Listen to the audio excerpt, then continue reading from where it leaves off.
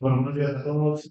Gracias, Legal, que tiene que trabajamos a menudo. Pero sobre todo gracias al público que está hoy aquí, los asistentes, entonces tengo amigos, familia, etcétera, etcétera. Así que muchas gracias por venir. Bueno, como decía Oriol, la idea de esta charleta de 30 minutos, 25 minutos, es intentar poner las bases de qué es la guía, ¿vale? Sobre todo de qué no es la guía. También me gustaría agradecer a los que no han llegado, a Javier, Roja, que nos llegado para la mesa, y en especial también a Andrea, que ha venido a Barcelona, que estoy seguro que las agendas de las grandes consultoras, en general las agendas de todo el mundo son difíciles, pero bueno, muchas gracias Andrea por venir a esta. ¿Qué vamos a hacer ahora? Vamos a ver, ¿qué es la IA? Os voy a introducir un poquillo a la IA. Sobre todo a la IA generativa, que es lo que todo el mundo asocia. Yo estoy cansado de dar formaciones. ¿Qué es la IA? ChatGPT. Pum, inmediata. No es mucho más. Vamos a intentar abrir un poco el horizonte a la gente, intentar abrir el espectro mental para que podáis intentar inducir casos de uso que son aplicables en otras compañías, en otros sectores. Y la última parte es la que más me gusta porque hay bastante delito y bueno, que entendáis también los problemas y los riesgos, como decía antes Pedro, intentar enseñar las barreras que tienen este tipo de proyectos. Que no, os aseguro que no son fáciles de llevar a cabo y en muchas ocasiones está habiendo problemas como este. Primero, esto no es, antes hablábamos al principio con un compañero de Pedro, esto no es el futuro, esto viene en los años 50, yo en mi en 2011, ya bastante, 13 años, y era un problema de IA aplicado a la industria, en este caso el sector pizarrera. O sea, digamos que se presupone que es un sector que está, digamos, en el sector primario. Y ya hace 13 años se invertía en ello, con lo cual tiene mucho tiempo con nosotros, hay muchos casos de uso, Andrea también contará algunos, Instra contará algunos, Ecomete contará algunos, pero digamos que los orígenes son de los años 50, y de hecho son orígenes por psicólogos. Inteligencia artificial, así a grosso modo, conjunto de algoritmos, de ecuaciones matemáticas, no voy a entrar en ciencias matemáticas, es informática, porque aquí hablan los ingenieros, no, que entrar, discuto con mi hermano a menudo de un ingeniero, un matemático, es de todos, es matemático, es ingeniería, es conjunto de algoritmos que intentan predecir o imitar el comportamiento humano, ¿vale? Vamos a quedarnos con esa gran frase. Si cogemos un subconjunto de inteligencia artificial, es decir, el aprendizaje automático o lo que se conoce como machine learning, aquí damos un pasito más. Aquí sí aprendemos, los algoritmos aprenden, tienen una pequeña parte de inteligencia, es discutible si son inteligentes o no, pero vamos a suponer que son inteligentes en el sentido de que cuando yo le enseño muchas cosas que yo hago, extrae el patrón de cómo se hace y es capaz de replicar. Básicamente esa es la idea. Por eso se dice que tiene un componente de inteligencia. Y después nace el aprendizaje profundo. Estos ya algoritmos muchísimo más complejos, con una alta no linealidad dentro del modelo, que resuelven problemas de detección de objetos, que no son tan clasificación de objetos, generalmente utilizados para imagen, porque son algoritmos bastante más complejos. Un poquito más de historia. Seguramente a todo el mundo le suena Deep Blue, en el 97. Deep Blue era bastante tonto, lo que pasa es que tenía muchísima capacidad de cálculo, pero en realidad era bastante tonto. Y esto, la gente también tiene que entender que el algoritmo por sí mismo es un tonto bastante motivado, pero es tonto. Y esto tenemos que ser capaces de entenderlo, porque luego se habla mucho de los sesgos que he comentado en la ponencia, en la administración muy preocupada por ello. El sesgo viene heredado de los datos de la compañía. Si yo quiero un modelo, el modelo está sesgado si tú no estás. Y el problema es que no sabemos qué está. El sesgo es un componente inherente al ser humano. El modelo no es el culpable, en absoluto. La mayoría de las veces que desembarcamos en una compañía y vemos los datos, hacemos análisis iniciales, etcétera, decimos, oye, está aplicado a, por ejemplo, comprar al mismo proveedor que tiene confianza y quizás y no es más barato. Yo no sabía, a contratar solo a hombres y menos mujeres, por ejemplo, el caso de género que es el más conocido, y tampoco lo sabías. Si entrenas un modelo así, estarás acá. Es decir, la IA también permite corregir esos errores. Sin duda los tenemos. Digamos que en el 2016 es donde hay el gran estallido con AlphaGo, es un modelo dedicado más a componentes medios. ¿Dónde nace todo esto? Bueno, ImageNet fue como el gran primer proyecto donde se generó una gran base de datos de imágenes y veis perros, gatos, digamos que era de carácter público, y gracias a eso, más la gran potencia de cálculo que tenemos y las inversiones, hablábamos también antes de los vaqueros de Estados Unidos, que se ponen a invertir como locos, pero gracias a esta mentalidad surgen compañías como OpenAI. OpenAI es la compañía dueña de ChatGPT, y luego, por supuesto, todo el mundo de código abierto que se ha desarrollado para poder desarrollar proyectos de Machine Learning, de Deep Learning, de inteligencia artificial en general. Hasta ahora no hemos hablado de nada de ChatGPT. Y esto es lo importante. ¿ChatGPT dónde está? Bueno, pues en un subconjunto muy pequeño de la inteligencia artificial, que es lo que llamamos la inteligencia artificial generativa.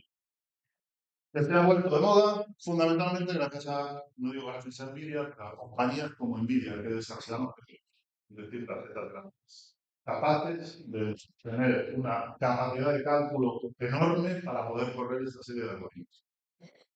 Os doy un dato, los algoritmos que yo entrenaba en 2011 o en 2010 para resolver el problema de clasificación de placas de pizarra, que era relativamente sencillo, tardaban 2 días. Ahora tardan segundos. De hecho, ya no se usarían ni esos algoritmos, haríamos. Y de hecho lo están usando. Por lo tanto, digamos que la matemática que hay detrás no es tan nueva. Lo nuevo es la capacidad de cálculo. Y esto es importante porque la gente piensa que esto es Terminator que va a acabar con el empleo, pero también me dicen un montón de cosas. Me llaman de todo en algunos casos que son más atrevidos, que estáis acabando con el empleo, es que esto no puede ser. Yo como siempre el ejemplo de las pizarras, había 2 señoras certificando las pizarras, 2 señoras con 15 años de experiencia de la carrera de banco, de maniobras, y esas señoras han entrenado a la máquina. Y la máquina no la sustituye, al contrario, el algoritmo, hay pizarras que son muy difíciles. Y le dice, señora, pero revisa una de cada 300, cuando antes revisaba dos. Es decir, el ser humano aporta mucho valor gracias a este tipo de herramientas. Y esto es un mensaje que no es que lo de yo porque me dedico a la IA, es que es la realidad. Y es lo que seguramente os demostrarán con los casos de uso. Vamos a intentar con 2 ejemplos saber las posibilidades que tenemos dentro de la inteligencia artificial transversal a cualquier sector. Todo el mundo conoce a Amazon, seguro. Amazon hace desde hace muchos años la segmentación de clientes. Lo que para nosotros es la fidelización. Es decir, a mí me mete dentro de varones de 35 a 45 años, que viven en Vigo, etcétera, etcétera, y con ciertos gustos. Si esto lo llevas al extremo, acabará identificando patrones de consumo de grupos muy, muy pequeños. Esto se hace en segmentación de tiendas de una gran cadena de retail. Se puede hacer en instalaciones energéticas para ver si la instalación energética que tengo en Pontevedra y en Murcia y en Bangladesh se comporta igual, aunque yo no lo crea. Cuando tú tienes identificado diferentes patrones dentro de tus clientes, se han dicho para proveedores también, análisis de riesgos de proveedores. Esto te va a permitir desde son clientes hacer campañas de marketing específicas. Esto en el mundo del marketing se va haciendo 10 o 12 años o 15 o más. Entonces, quedémonos con segmentación de clientes, uno de los posibles proyectos. Otro ejemplo es, todo el mundo compra en Zara, incluso en propio Amazon, y te recomienda un producto.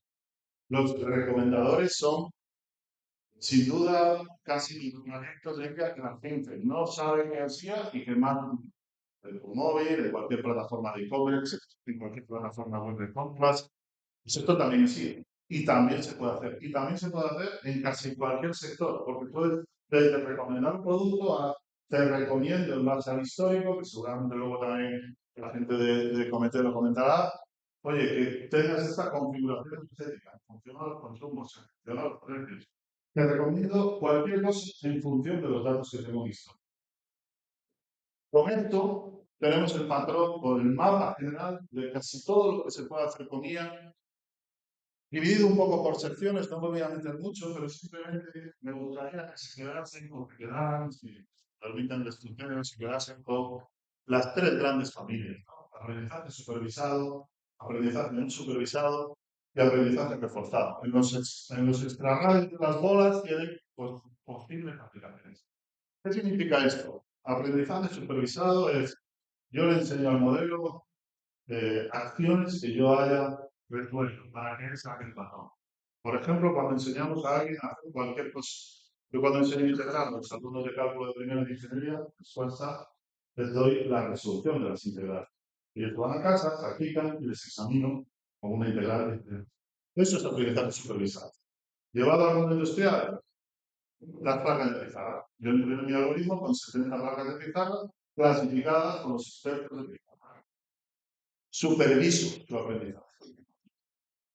El aprendizaje no supervisado o sin supervisión es lo contrario. Yo en la parte de pizarra, no te digo de pizarra, son buscas de la vida clasificadas.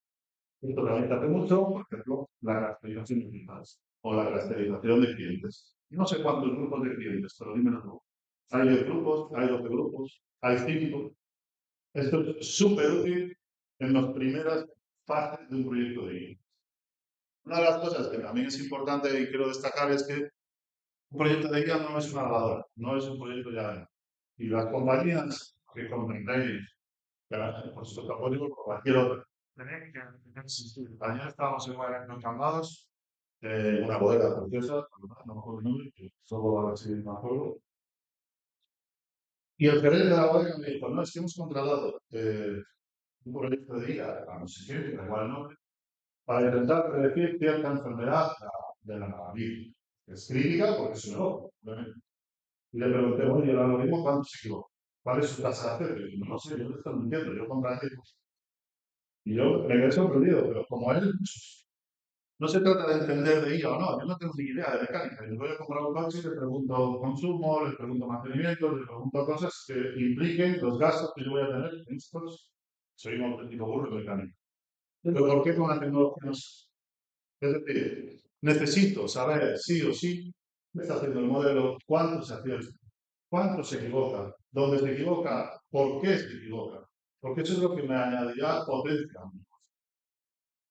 Y por último, el aprendizaje reforzado ya es, bueno, un poquito más complejo, que es a medida que tú vas aprendiendo, es como si yo estuviera con el estudiante. Mientras va aprendiendo el fin de semana integral, le digo, por aquí vas, yo te voy a escribir. No, no hagas esta entrada así, te estás cambiando el enfoque. Es decir, en el entrenamiento yo le estoy reforzando los mensajes. Digamos que aquí tenéis la definición más formal de las 3 categorías, en donde, insisto, aquí no está el ChatGPT todavía. Es decir, el mundo de la industria, porque evidentemente el retorno es lo más importante, lleva mucho tiempo haciendo proyectos de IA, mucho tiempo haciendo proyectos de visión por computador, control de calidad, modelos predictivos de consumo, optimizaciones de rutas logísticas. Hay ejemplo de IMAX que hemos trabajado en muchos proyectos de este estilo. Lo que intento trasladar es, hablamos también, el ChatGPT es fantástico, lo hemos utilizado en la vida, pero no solo eso. Y de hecho, vamos a ver qué problemas tiene este tipo de modelos, ¿no? Hablamos de IA generativa, para que nos demos una idea de por qué hay tanto evento de IA. Hoy hay uno de mi amigo, por la tarde voy a comer a Coruña y por la tarde viene, estoy con los de Inditex, es decir, hay un montón de cosas de IA por culpa de eso. Y tenéis la gráfica comparativa del usuario de ChatGPT frente a todas las demás, que más o menos las Spotify, etc. Como veis, ChatGPT fue una línea vertical. En el tiempo creció como la espuma. ¿Por qué? Pues porque está chupado, ¿sabes? Ayer estábamos en una empresa dando una formación, gente que no había abierto ChatGPT en su vida, y en 3 horas montamos un GPT propio para analizar una convocatoria pública que a veces no sé dónde está en Vega, no puedo decirlo, las convocatorias públicas que ustedes no trabajan en lo suyo. Dime si yo puedo presentar como voz en una empresa declarada, puedo, no puedo, en caso de eso, etc. Eso es un profesor con usuarios muy importantes. ¿Vale? Por eso funciona. Y porque el mecanismo de comunicación con el algoritmo es su WhatsApp. Y esto es lo que hace funcionar. Seguramente mucha gente usa ChatGPT y poca gente sabe lo que significa GPT. Esto a mí me llama mucho la atención. Pero GPT es un transformer entrenado generalizado. En inglés, no en inglés. Para que nos entendamos, el modelo matemático que hay detrás es un transformer que tiene 15 años. Que está generalizado, que está entrenado con todo lo que tiene Internet hasta 2022. Entonces es como el película que había antes de cortocircuito, de que leía el libro a toda leche y ya se había aprendido la enciclopedia, con todo lo que está en Internet. Esto nos permite tener un modelo de IA generativa que me comunico mediante un prompt. Ahí veis, yo meto un prompt, que es el texto que yo escribo. Por eso ahora hay muchos ingenieros de prompt. Ahí le comentábamos una profesión nueva, es igual no hay, no tenemos más. Pero la realidad es que cómo me comunico con el algoritmo es crítico. Nosotros tenemos que ser capaces de hablarle como si fuera, como lo coger con la gente que viene a un español está volviendo. Es un junior motivado. Es decir, es una persona que te va a contestar siempre, en cualquier hora del día, y te va a contestar con la máxima educación si tú eres educado, ¿no? Pero, alucina, está diseñado para contestar. Y esto es lo más crítico. Si yo no controlo lo que genero, es decir, el texto que genero, la música que genero, la imagen, el vídeo, tendremos grandes descalabros y actividades de origen. Una visión de conjunto. GPT-4 está por ahí arriba, como una gran bola roja, evidentemente, pero me gusta este gráfico para deciros que hay mucho más allá de GPT. GPT es uno en Microsoft. Hay mucho más mundo, muchísimo más mundo, y diría que el software libre cada vez le va a ganar la carrera más al software de pago. Software de pago, evidentemente, ¿dónde están trabajando? Pues en Copilot, en hacerlo todo muy bonito, todo muy amigable, pero lo que es el algoritmo, la carrera gratis, está empezando a ganar. Y de hecho, nosotros en muchos proyectos hay un mes inicial donde decimos al cliente, ¿te compensa pagar? No te compensa pagar. ¿Por qué? Porque esta gente no vive de montar el proyecto, esta gente vive de lo que tú consumes. Cada vez que llamas a hacer GPT te cobran. Luego es el mismo que le preguntéis a Andrea en la mesa, facturas de grandes clientes de consumo de cloud mensual. Seguro que Andrea si no se hace bien, esto se dispara. Porque te cobran una barbaridad. Si se hace bien, bueno, pues el consumo puede estar contenido, 2.000 euros al mes, 2.000 y 3.000, más o menos. Pero para eso tiene que haber gente que sepa detrás y ahora os diremos un poco cómo y ya voy terminando con la media hora. Me gusta esta gráfica para deciros que a pesar de que haya muchos, todo está bastante centralizado en los conocidos. Microsoft, hablo de Microsoft, AWS, Nvidia se dedica más al cacharreo, esta gráfica, cuidado en los que saca, cuidado con Apple, que yo lo llevo diciendo meses y ya empezó a subir como la espuma. Apple va a dar un campanazo importante con sus modelos en los nuevos iPhone, etcétera. Y la parte quizás más crítica es la regulación, ¿no? Semana pasada nombraron al director de la ESIA, aquí en Coruña. La ESIA, para que no sepa, es la Agencia Española de Supervisión de la CIA. España es un país puntero, yo siempre digo, España es un país puntero dentro de Europa, es el primer país que monta este tipo de agencias. Y solo el dato que doy normalmente, el presidente del gobierno creo que cobra 85 millones, 90 años, sueldo público. El director de la ESIA cobra 160. Lo público por el Ministerio del Estado. Está avanzado en una gente muy buena. De hecho, y se llama Ignacio y Catalán, que personalmente, así me dio su currículum, y evidentemente su prioridad. Aquí van a tener que poner a gente muy brillante. ¿Por qué? Porque todo eso que veis son regulaciones de la IA, principios éticos, libros blancos, cosas de ese estilo. Pero por ahora nadie dice. Esta es la idea. La decía no está, la decía está produciendo. Vamos a ver a qué multa. Va a haber grandes multas, sin lugar a dudas. ¿Por qué? Porque la potencia de esto es infinita. ¿Cuál es la potencia? ¿Y cuál es el mito? Lo primero que os quiero decir es, cuidado porque estamos en la cresta de la ola, ¿eh? Muchísimos eventos de IA es una especie de Dios, nos va a resolver todos los problemas, somos capaces de eliminar a todos mis trabajadores. Esto no es verdad. Aquí pongo un ejemplo. No me encanta este ejemplo, y ahora diré por qué. ChatGPT, por detrás hay un modelo familia de modelos que se llama LLM, ¿vale? Large Language Models. Es decir, modelos que están diseñados para hablar con textos. Si somos capaces de hacer el ejercicio de abstracción, de entender entre lo yo y lo en una distancia, somos capaces de vivirla. Hay una es la distancia de la línea recta. No, habría muchas otras. Pero supongamos que solo hay una línea recta, somos capaces de extrapolar este ejercicio a que entre una frase y otra frase también hay una distancia. No seamos capaces de nosotros de medirla. Entenderemos que este tipo de modelos son posibles. Pero son posibles para trabajar con textos, palabras, frases, oraciones, PDFs, lo que me da la gana, no por números. Entonces, este tipo de pruebas, donde la gente dice, ChatGPT es una mierda porque no ha pasado el examen de secundaria de matemáticas de Andalucía. sale la prensa y todo. Es que no tiene que pasar.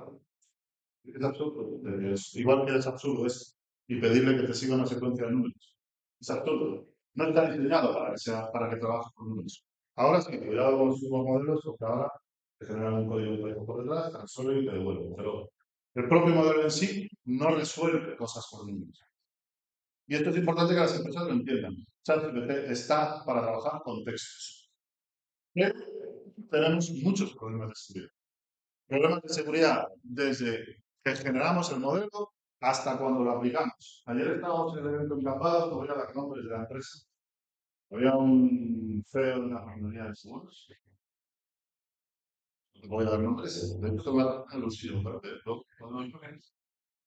Y decía, yo uso ChatGPT en mi día a día, ¿vale? ¿Cómo? Que yo pago mis $20, todo el mundo puede pagar $20 al mes, ¿vale? Masiva, 22 euros más o menos, y subo las pólizas con mis datos personales de la gente para que me la suma, para que me genere una póliza nueva que sea pues la póliza de Andrés, pues como es parecido a mí, soy yo que la deja bien, también es automático.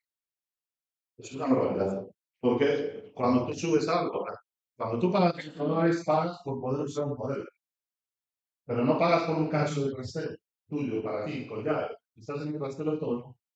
Es decir, la securización del modelo, la privacidad de los datos es crítica. ¿Qué pasa? Bueno, pues que la gente se calienta, si yo me la expresión, la gente se calienta, como estoy muy cómodo, me GPT, te lo resumo en 3 horas, tengo un GPT que me resume una convocatoria de emergencia de innovación en cualquiera, pues si puedo comparar dos pólizas de seguro, si lo dan en segundos, o sea, es casi imposible. Bueno, pues esto es una teoría. Seguramente hacerlo real me da una buena. ¿Con esto qué quiero decir? Cuidado porque todos esos problemas identificados. Ejemplos concretos. DPD es una especie de seguro, ¿vale? Compañía de paquetería estadounidense. Claro, si yo consigo que mi departamento de atención al cliente haga un chat GPT, que yo pueda escribir, le digo, ¿cuánto me vale mandar un paquete a Canadá? Me conteste, me diga cómo es el proceso, me dé toda la información, como la compañía es fantástica. ¿Qué pasó? Que sacábamos al público y el usuario, pues si nos dedicamos a la tecnología, el usuario es el mejor y el peor tester del mundo. Y te empezó a preguntar, oye, ¿cuánto tardáis? ¿Qué demora tenéis en la entrega de los paquetes? ¿Qué deuda tenéis como empresa? Todo esto contestó. Por lo cual, la imagen de marca, pum, identificada. Tuvieron que cerrar y para más. ¿Por qué? Porque no lo quisieron representar. Porque este tipo de modelos de ChatGPT hay dos cosas muy difíciles.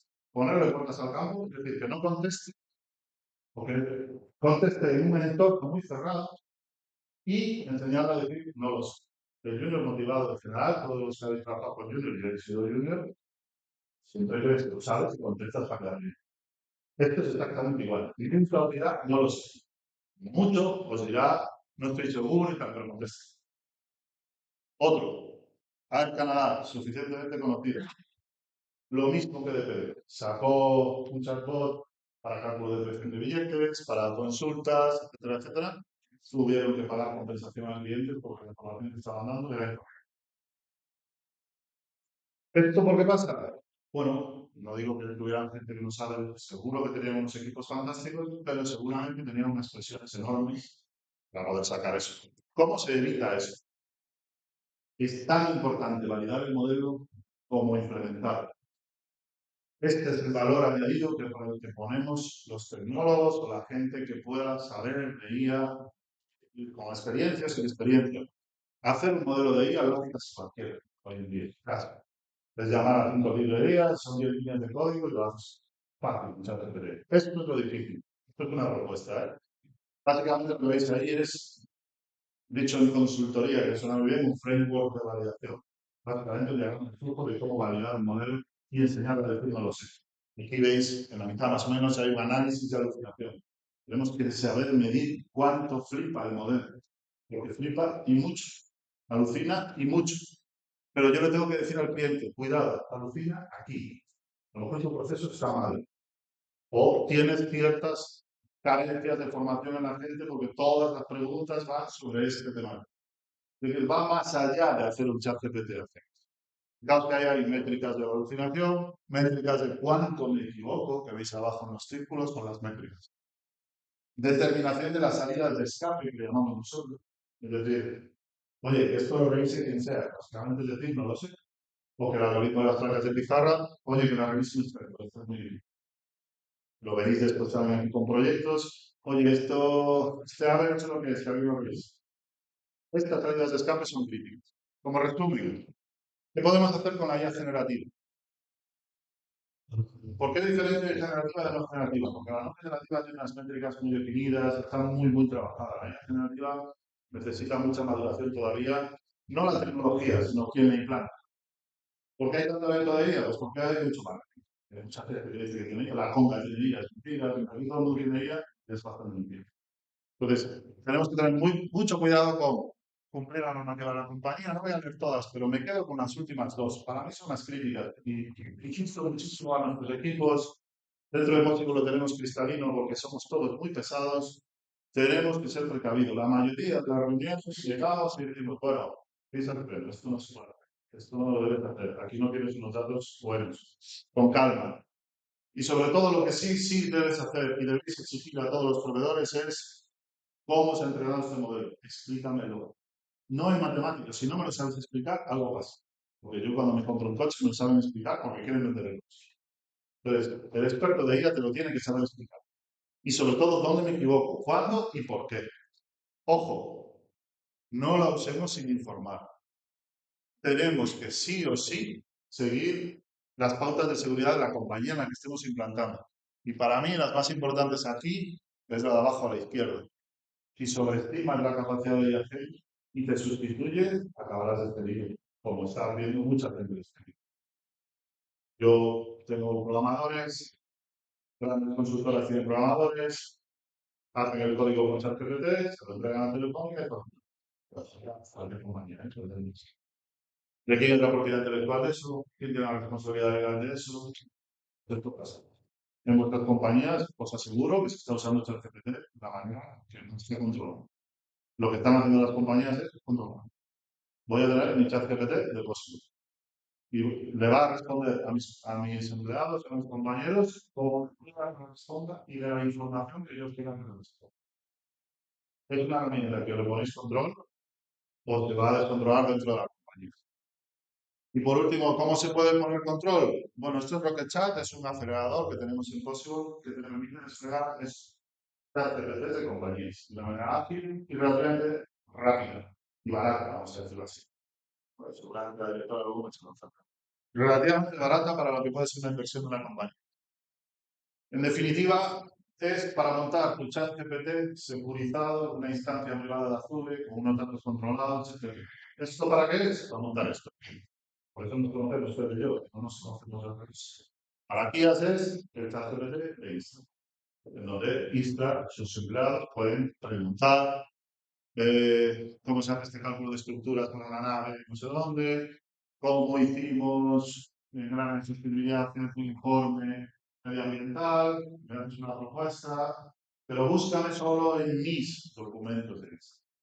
Esto le permitirá a Pedro muchas cosas, o le permite, estamos en esa fase que parece eterna de validación. Pero si no lo hacemos, se tendrá una confianza en el algoritmo y el virus privado acabará de ser. Esto es lo más importante.